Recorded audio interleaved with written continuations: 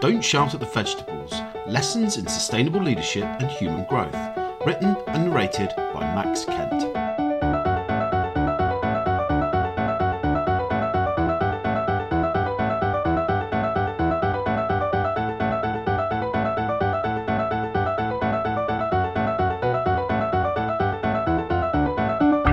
Good morning, good afternoon, good evening, everyone. We are now at episode 10. Welcome, everyone, to the Global Business Insight podcast, where we'll be discussing our last episode on Don't Shout at the Vegetables. And this episode actually specializes on don't shouting at the system. We explore a powerful shift in leadership from focusing on outcomes to creating the conditions where performance can then grow naturally.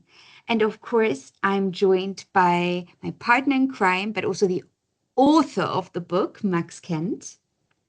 Hi, Charlotte. Hi, everyone. Max, so great to have you. And my gosh, this is episode 10. So we've discussed your book really in much detail over the last 10 episodes. And this is really the last one where it really sums up your latest book.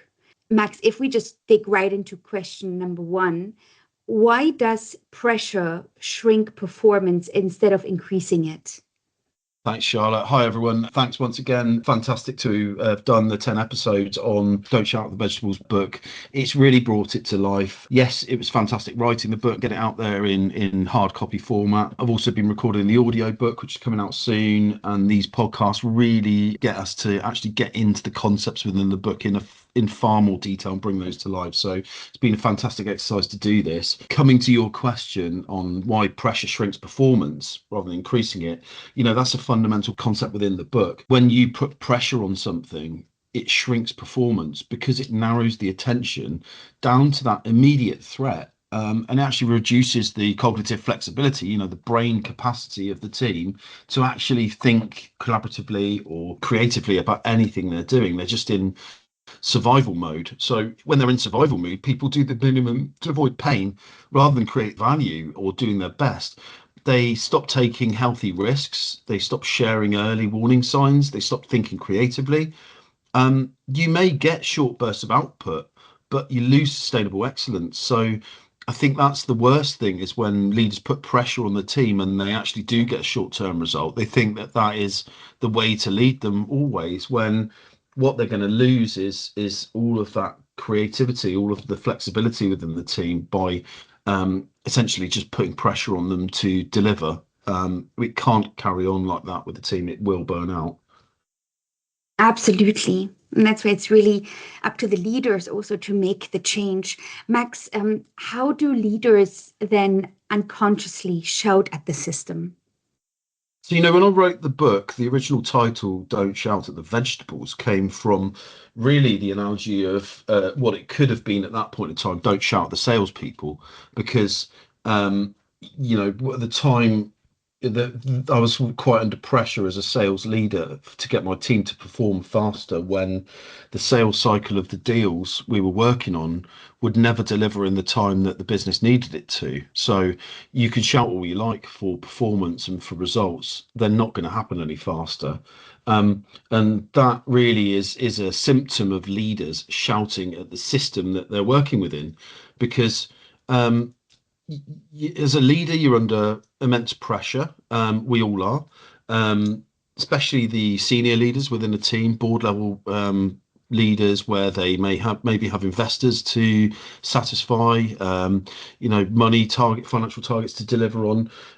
So leaders get stuck in those systems, and then they react to it. There's more rules, more dashboards, more emails. That all just creates more urgency for them. So instead of asking why something keeps going wrong, they get into this state where they just start blaming individuals or really doubling down on existing processes. So it's like shouting at a plant went to grow faster whilst ignoring that it's been planted in the wrong soil. The noise may make you feel like you're momentarily in control, but it doesn't change anything in terms of the underlying conditions that plant won't grow any faster if you shout at it because it's not being put in the right place in the first place. Wow, what an interesting analogy. Absolutely. And Max, what does tending um, looks like in the real leadership practice?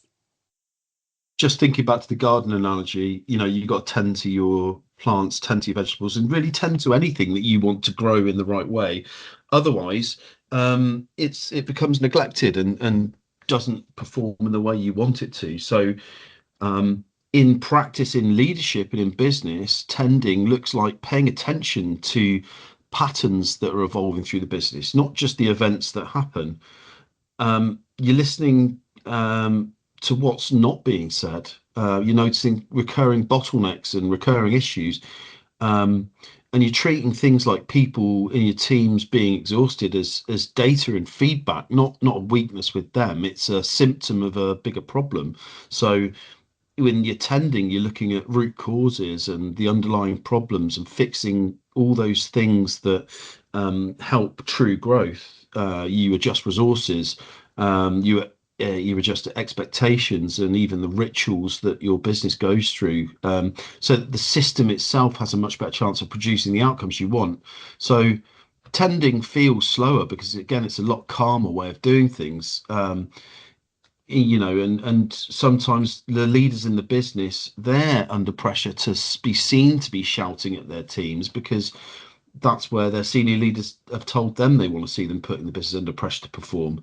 um, Tending is a slower process. Shouting may feel like you're in control at the moment, but tending to your patterns and patterns and all the things we just mentioned is far more effective over time.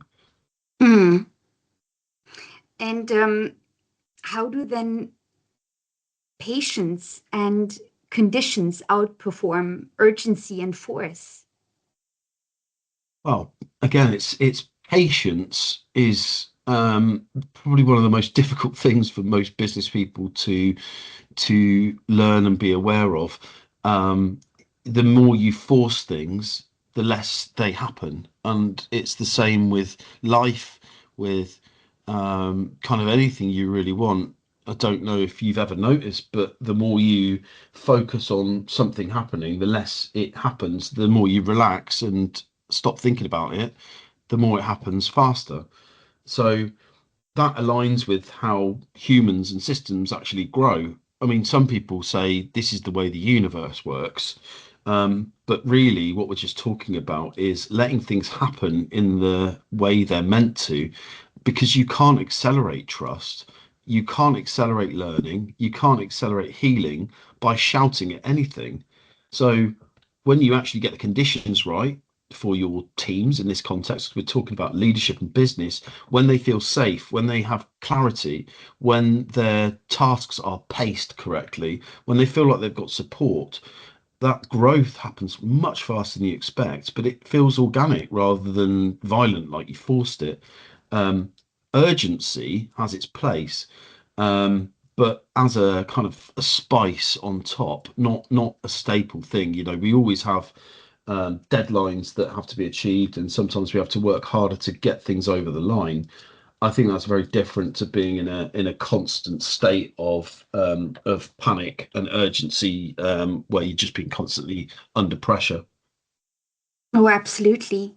And Max, why is slow growth often more sustainable?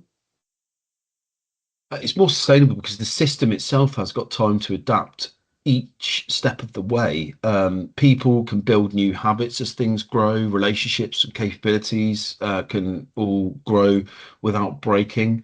You get the benefit of feedback loops. You see what's working and what isn't before you bet everything on one approach. It's less glamorous than rapid scaling, but it's far less likely to end in collapse. One story I've got for this is I used to be back in my earlier career a new business person, new business sales. So, I thought I was a rock star at the time, bringing in brand new deals all the time. I was the lifeblood of the company, bringing in new sales. Now, it's only the sales team that want new sales to come into the company. The rest of the business, you may not have realized, is already busy looking after all the customers they've already got. You bring in new sales, yes, you and your sales team might be happy about it, and the leaders of the business are probably happy because of the extra growth, but that the customer services and all the services teams or the delivery teams probably just grown a bit because it's more work for them to take on and they want to do a good job. So if you are rapidly bringing in more and more new customers, that really should be aligned with how the business needs to grow, because new sales doesn't necessarily equate to a well-run, rapidly growing business. It could just spell disaster, because the business is unable to actually deliver on all of those. So I've seen that firsthand, and actually I'd rather things were grown at a pace that is sustainable for that business. Now, if it's geared up and it has the resources to take on rapid expansion, then, and that's all costed and built into the business, and you've got enough resource to deal with that, then great. Most businesses don't have that, and it's better that they grow in a way that they can incrementally scale up the resources around each time they take on new customers and new projects, so that it doesn't collapse while they're trying to deliver on it all. Wonderfully said.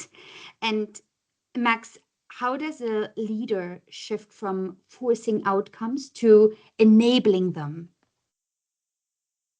So, as this is the last question of episode 10 of the last episode of the podcast, this is a really big one, because it's, again, just about the fundamental um, core theory, core thinking behind the whole of the book that I've written. We can't force outcomes in life, in business, in leadership. And the danger is, if you force it once and it works, you may think that that is the way that everything works. And you might have just got lucky and got a lucky result. But if I think back to my sales career, the minute I stopped chasing sales, that was the minute I started to be successful, because that's when they all started coming in.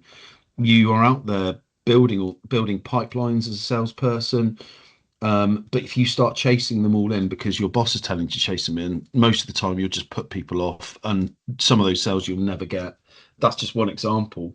Shifting from forcing outcomes to enabling them starts with actually changing the way you ask questions. Instead of saying, how do I make my team do this? You ask, what would make it easier, safer, or meaningful for them to do this? So you're moving from a sort of dictator style command and control, which might work in a military situation, but certainly not in business, to design and tend. Your power is no longer in how loudly you shout, but in how wisely you shape the environment. You know, this is why people coming out of the military sometimes make great business people, sometimes they make very poor ones, because it's a different way of dealing with people that may be ingrained in you, and you need to look at things in a different way. So again, I'll reiterate that final sentence: your power is no longer in how loudly you shout, but in how wisely you shape your environment. Wow, what insights. Thank you, Max, for sharing. And especially for the listeners, as you go into your week, notice where you might be pushing too hard. And as Max said, ask instead what conditions would make this better. Like, it's all about asking and wondering, and not just shouting. So, because leadership isn't about just being a shouting leader, it's about this whole tending smarter. So I've learned a lot, Max. Thank you very much for sharing all your insights. Are there any final words? Wow, it's been fantastic doing the whole series on this. I feel like it's really brought the book to life and given a chance to explore the concepts deeply.